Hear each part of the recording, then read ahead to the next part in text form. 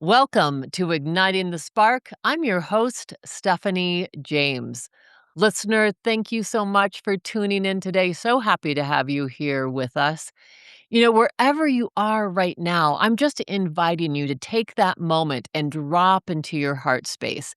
Take that moment to put your hand on your heart, take a deep breath, and feel your entire being begin to exhale.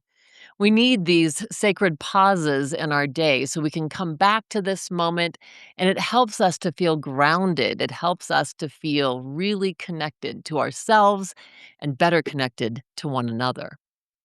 My guest today, I am so excited. I have Christine Ruch. Christine is a holistic transformation guide who helps people with unresolved health conditions reconnect to their body's innate wisdom and healing potential. After spending 20 years healing her own MS naturally through whole food nutrition, nervous system restoration, spiritual practice, plant medicine, deep self inquiry, and many other Eastern and Western modalities, Christine now guides others on their own transformational healing path. Thank you so much for being here with us, Christine. Thank you so much for the invitation. I'm really looking forward to our conversation. Me too. I am so thrilled to learn more about this healing journey that you Y- took. That 20 Yeah, years ago you're diagnosed yeah. with MS, and for so many people, I can only imagine how that would just rock your world. And I'm just wondering, tell us a little bit about that diagnosis and then the journey for you. Wow. Yeah. I mean, for sure, the diagnosis was definitely a surprise. Obviously, it always is. But I feel like in many ways, I didn't identify at all as somebody who, which is kind of funny. I felt that I was doing everything right. I rode competitively, I ate organic, I had like a natural childbirth, I did all of the things that were popular in contemporary at that time, 20 years ago. Um, and so it was just like a mystifying thing, like why my health continued to, like, I continued to have all these health challenges. But I laughed about it when I was sharing because my whole childhood I'd been riddled with all sorts of illnesses and allergies and asthma and eczema and skin problems and just the whole gamut of health problems. And had been on like, oh my gosh, over 100 rounds of antibiotics and very sickly kid. But I thought that I had like kind of outgrown that by the time I was in my mid 30s. And so I guess in a lot of ways, the diagnosis was a surprise in that regard. Even though I struggled with my weight and I struggled with a number of different things, but they felt like normal human struggles, like I was a young mom and my kids were little. So it's kind of hard to know. I think, when your kids are young, you're kind of like a little bit like, I don't know, I'm just exhausted and I'm not eating my best and all of those type of things that happen to us as young mothers.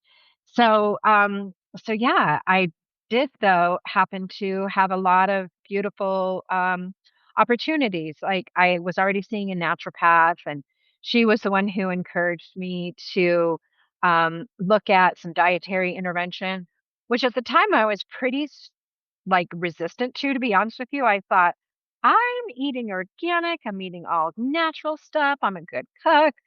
And so I didn't really resonate with that whole idea, but then I did. And then I found out that I was, like sensitive to a million different foods and gluten. I got diagnosed with celiac disease and on it went, on healing chapters. But, you know, I didn't actually plan to treat naturally 20 years ago. I think because I had a naturopath and because I did this food sensitivity test and because I was already pretty aligned with natural wellness, even though I didn't know very much, I was just newly in it, but I was really intrigued by it.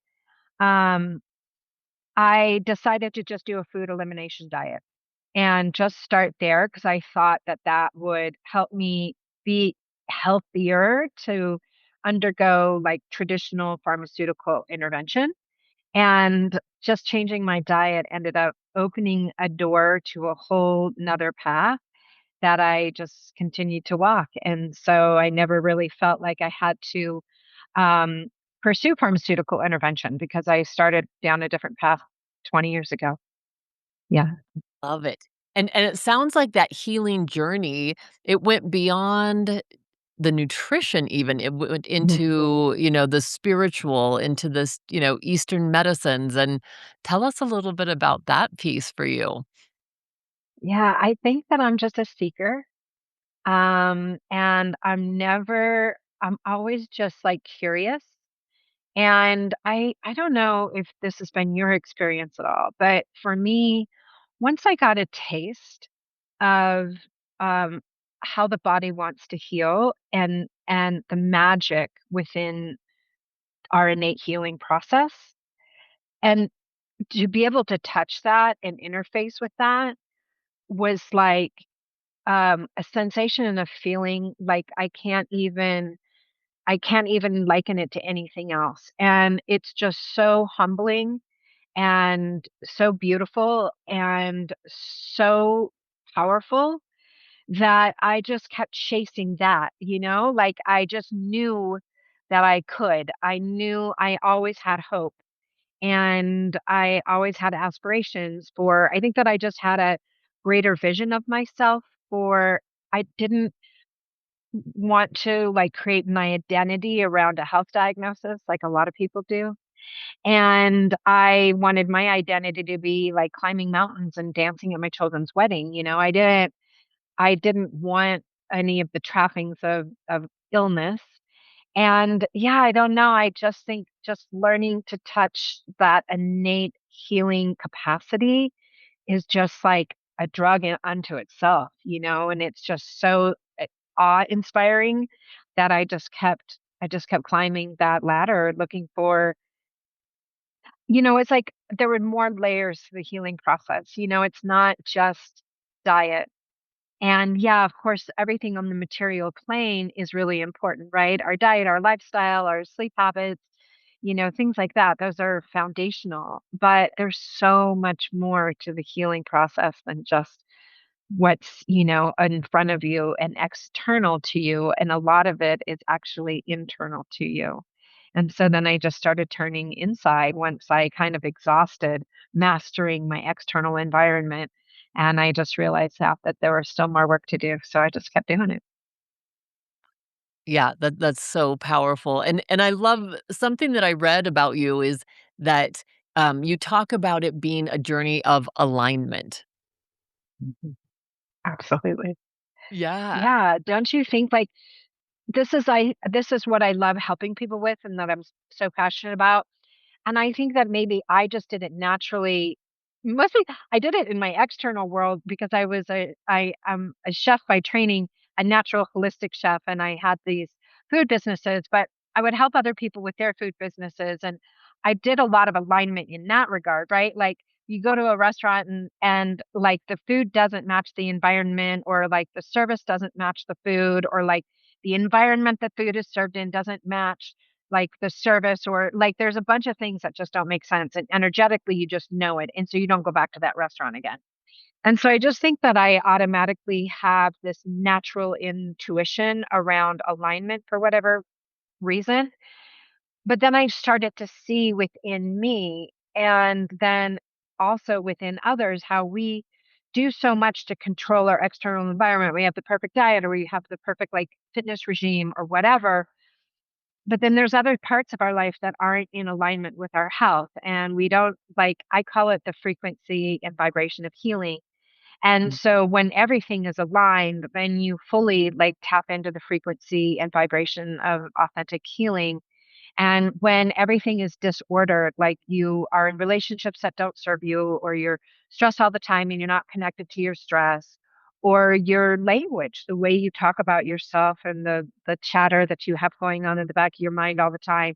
Or a lot of people find that they are enemies to their body, or their body is their enemy. They're not um, they don't talk kindly to themselves or about themselves, or they always feel betrayed by their body, even though they're doing all the right things.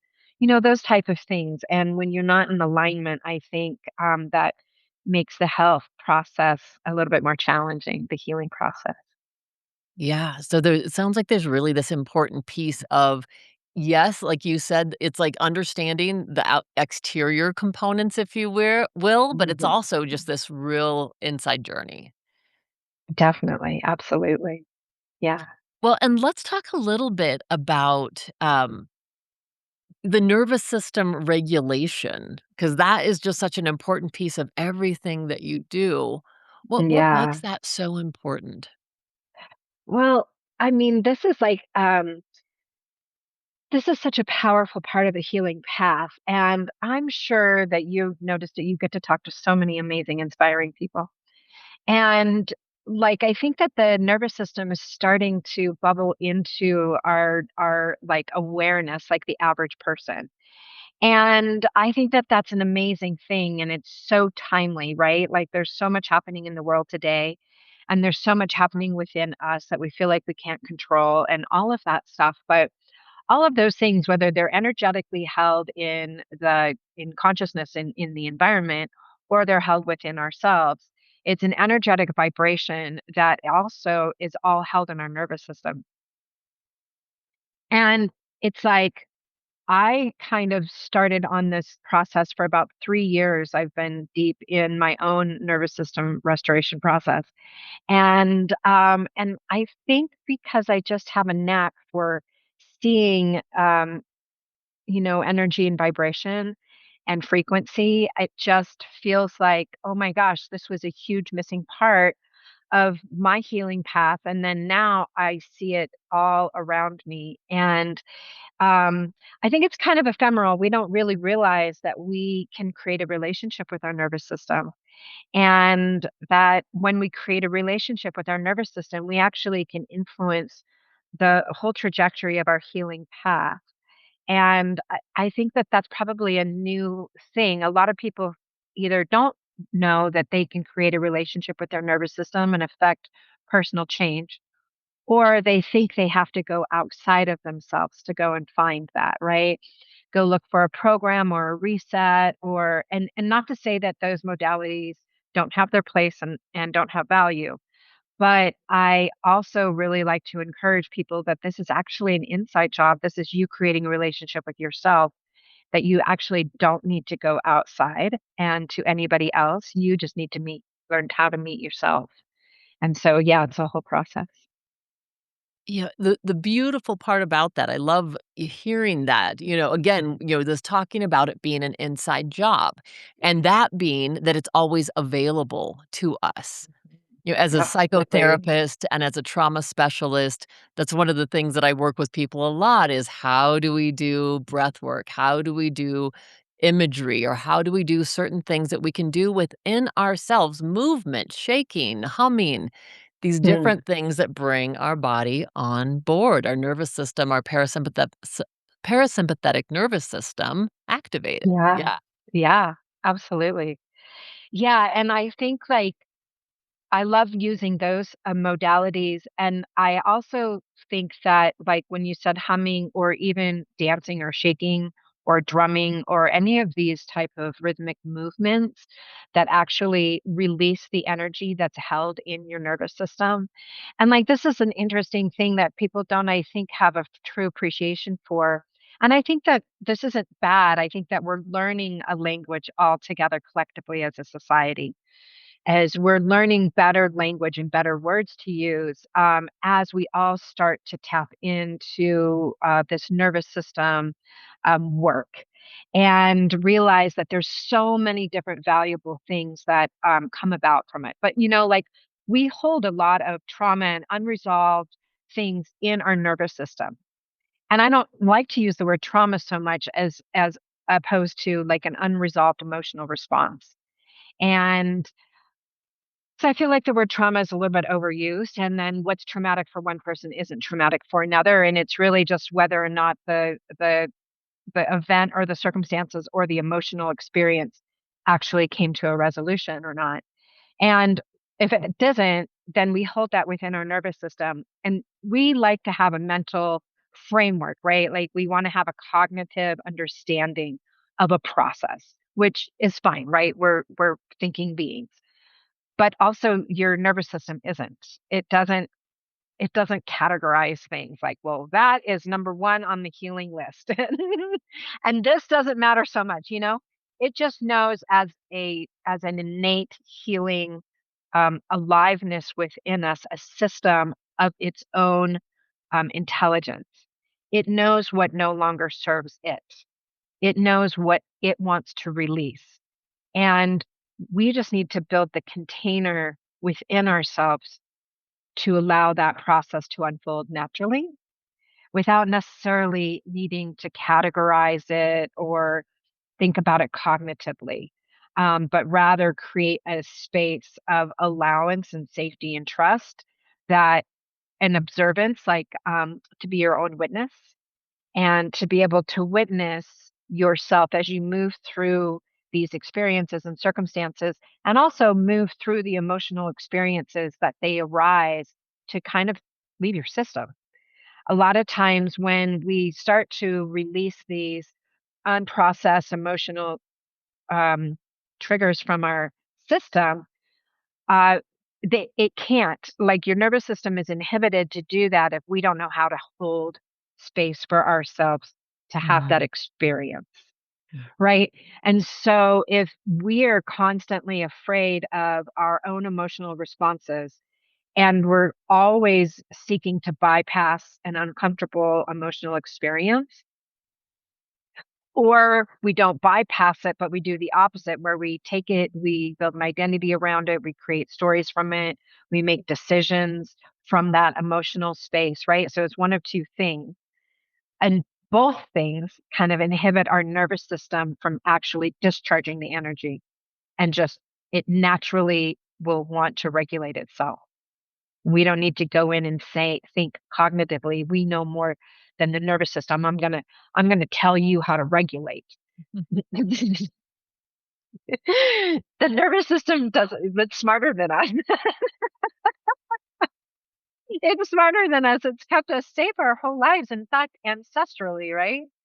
And so, I don't know. I just love the idea of shifting the paradigm around how we relate to the nervous system and how we can step back and actually create a safe container for our nervous system to actually express what it's designed to express and regulate how it wants to. And it's a different modality than like doing breath work or meditating or polyvagal theory or these other things that are cognitively applied experiences.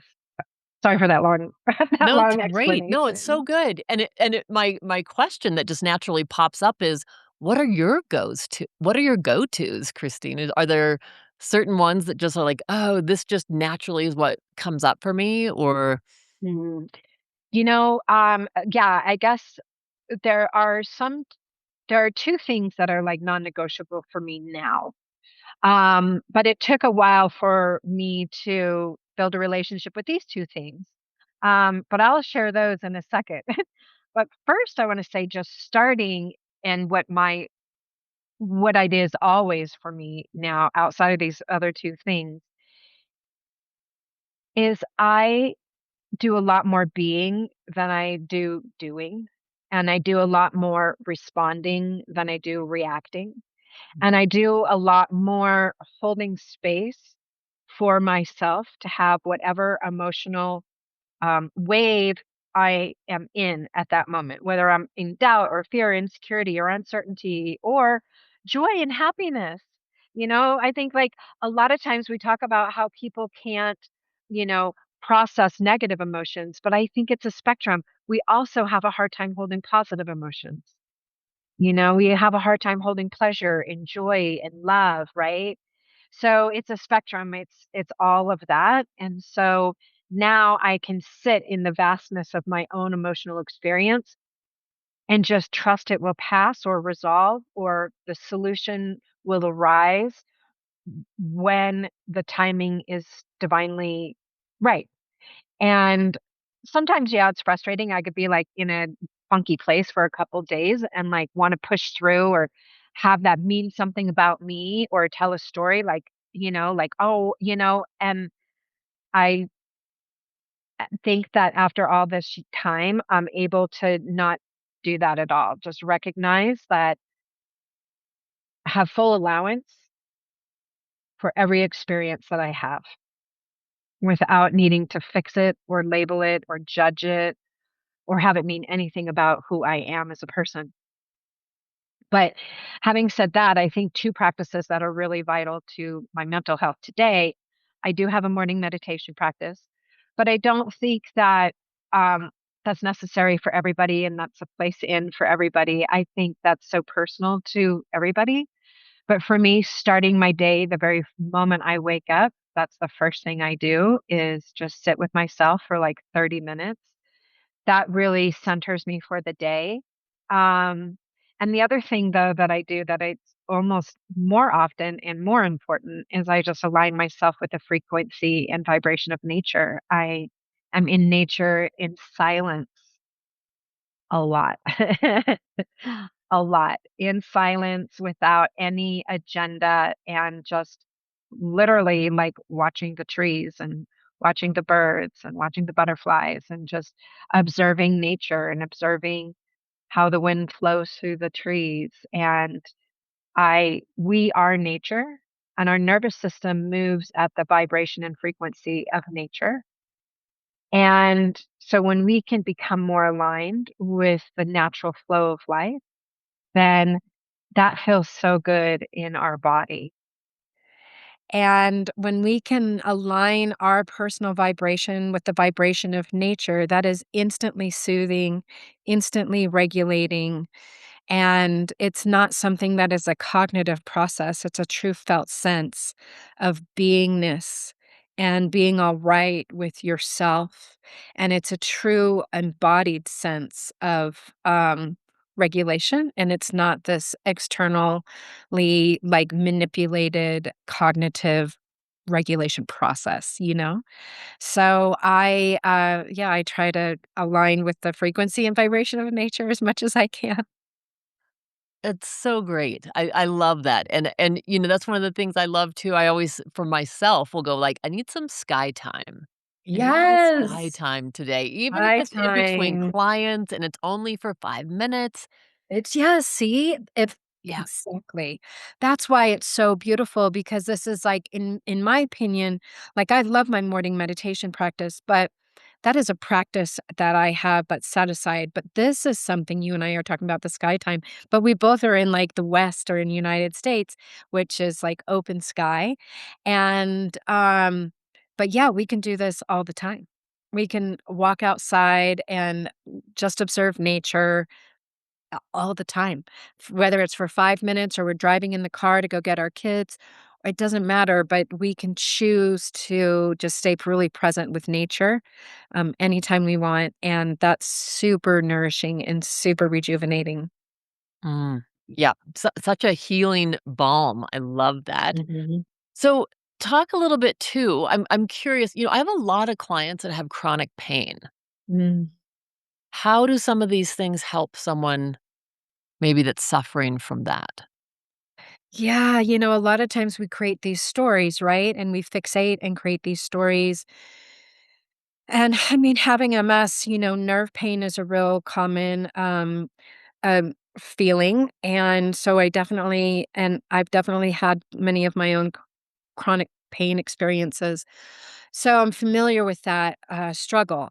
But I think what ends up happening is inevitably it's what happens beneath that pain. What's underneath that pain? What emotional charge? What story? What judgment? Um, how are we holding space for our body? Is it fear? Is it anxiety?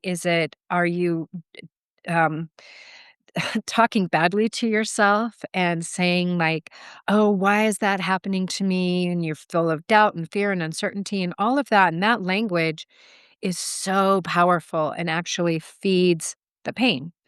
And I Mhm. also feel like learning to distinguish like what's yours and what's not yours. And what is your body actually trying to tell you, you know? I mean, sometimes it can be chronic pain from like an injury or something like that, and that is a real thing. But I think this is where it comes into building emotional capacity.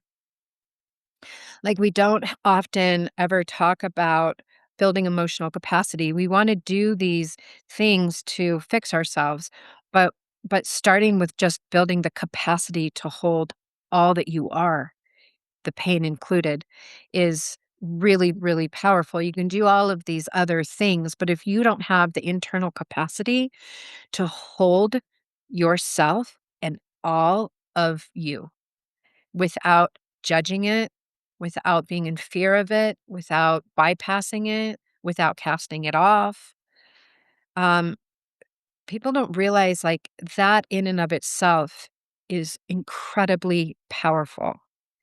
And, it's kind of where I start with everybody is building the capacity, the emotional capacity to hold yourself in everything that you are and everything that you're feeling and experiencing, whether it's pain or anxiety or heartburn or insomnia or a chronic illness or diagnosis. It doesn't matter. It's just really starting at these small steps to learn to build emotional capacity. Well, and it sounds it's like building a muscle. It's not like you just make this cognitive choice or an No, intellectual choice and exactly. you're like, "I got Exactly. it." But that actually Exactly. you practice these It, things and it that is. builds the muscle. Exactly. That is exactly the truth, and that's why when I said this is all a within an inside job, um, this is something that's available to you, I mean, every moment that you're awake. So, the opportunities to go deep on this will be in front of you all day long. And so it's just a shift in the paradigm and recognizing that learning to have emotional capacity is actually the doorway to nervous system restoration. Because you can do these things to kind of regulate your nervous system, but are you restoring the natural inherent vibration of your nervous system in that process? Or does it just go back to its dysregulated state? So, how do we get to harness like what the baseline of our nervous system and how it actually wants to be? And the portal, the doorway in is through your emotions. And there's not a lot of nervous system work out there that actually ties your emotional capacity to your nervous system regulation. But it makes perfect sense. I mean, it just makes perfect sense. It's almost to me, I get the image of like when we're clenching and we're afraid and we're scared, it's like we're Yes. shutting our system down. Absolutely. And that's not how the nervous system wants to. It's not how it's optimally designed to function, you know? It is like the trees in your backyard, full of just, like, the fullest expression of itself, and how can we create the conditions within ourselves to allow our nervous system the fullest expression of itself? And I just always think of, like, the leaves of a tree, and a beautiful tree in your backyard, and as you see it, like, in all of its wisdom, of its strength at its center, but also the divine intelligence of each branch and each leaf to fully bend and flex with the wind and the weather, and, like, that's our nervous system. Yeah, and that's such a beautiful analogy, I love that. If we can think of ourselves as that tree that, we can get really rooted and we can have that Mhm. really sturdy core, and yet Yes. the ability to move and flow and be flexible with what comes our way. Absolutely, absolutely, and so this is what work to teach people how to do is look at their nervous system like that beautiful, infinite, wise tree that we all admire when we walk around and think, "Wow, look at that tree." That is inside of us too, and we can access that, and we can be the cultivator of that experience. Yeah, beautiful. Well, and Christine, what would you say would be a first step for someone who is experiencing this? They're feeling overwhelmed right now. They've got a Yeah, lot going on. What yeah. would you invite them? to do? Well, for sure, I invite a couple of things. I mean, I definitely have a practice, and I like a sit with it practice, right? We hear a lot about this sitting with yourselves and sitting with that thing. And this really is just a sitting, just so small, just 30 seconds at a time to just start sitting with an experience that you are having. And it doesn't matter what it is, whether it's a personal physical pain or it's an irritation that you have. It doesn't matter, actually, because, like I said, the opportunities are endless. Um, and and it could be varied all the time. But that we start 30 seconds at a time and we just learn to just sit with that and allow that experience to just be. There's nothing to fix. It says nothing about you. And like creating, like not just like holding this or not just holding something for 30 seconds, but also how about this idea of like cultivating full allowance for everything? That's very different, right? Like we have all of these rules for things and structure and I got to do it right and all of that. But what if it's something totally opposite? What if we're holding space for ourselves with full allowance for all of it? All of it. The vastness of who you are, just full allowance for every second of who you are. And the other part of this is co-regulation. You know, the nervous system is highly relational. And this is why a lot of cognitive modalities kind of fall short in some ways because the nervous system isn't cognitive, it's relational. And it learns in relation and it learns in co regulation, obviously, or essentially ideally with somebody else who is fully regulated, right? Like this is like attunement. And this is attunement like we were supposed to receive as a child. As our nervous system is learning to feel safe in the world, we as children attune to our caregivers. And so in an ideal world, our caregivers have a balanced nervous system. And our children learn from us. And so as we're reshaping and remodeling the nervous system, it works great in relationship and attunement. And this is why my work with people helps because then I hold the space for your nervous system to learn what a regulated nervous system feels like. And we do this all the time, whether you walk into like a spa and you're like, "Oh, that feels so good. The music is great and I feel so relaxed," or you walk into a party or a gathering and you're like, "Wow, this is intense," right? Like we're always feeling and sensing our environment. And our nervous system is always doing that on our behalf before we even cognitively have a register of like what this means. Our nervous system is way ahead of us, right? And so this is why having a relationship with others that supports your nervous system balance is so vital. And having an ongoing relationship where you're always held with full love and acceptance for who you are, everything about you, is super nourishing and nurturing to the nervous system. And that's where we start to see real big shifts. Yeah, I love that. I was getting the chills and I was just resonating so much with that and how beautiful that that's the portal. That's the portal in. Yeah, and, like, I think too, if I can just share another thought, it's like, a lot of times, when we're trying to heal from something, you know, there's a lot of rules and doctors and tests and tinctures and programs and all of these, like, modalities and I think if people really start to pay attention to how their body feels, forget your mind. While your mind is reaching for the next solution, which is super normal because that's what the mind does. But what if we start to tap into our body and maybe our body feels that tightness or like, oh, dread or like fatigue and like, oh god, another thing, another rule, another hurdle, you know? And we keep mentally trying to push through it.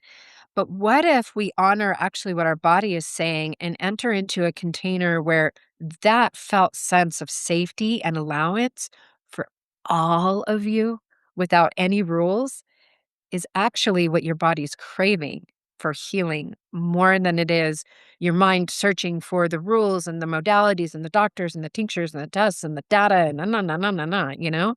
Like, that's pretty stressful in and of itself, over time for sure. It's exhausting. It is. It Yeah, is. Well, I mean, there's just so much wisdom here, and I know we could just keep continuing to talk. totally. There's so much. Um, Christine, how do people get a hold of you and find out how they can work with you and just more Yes, information about sure. So you can go to my website, of course, christinerook.com.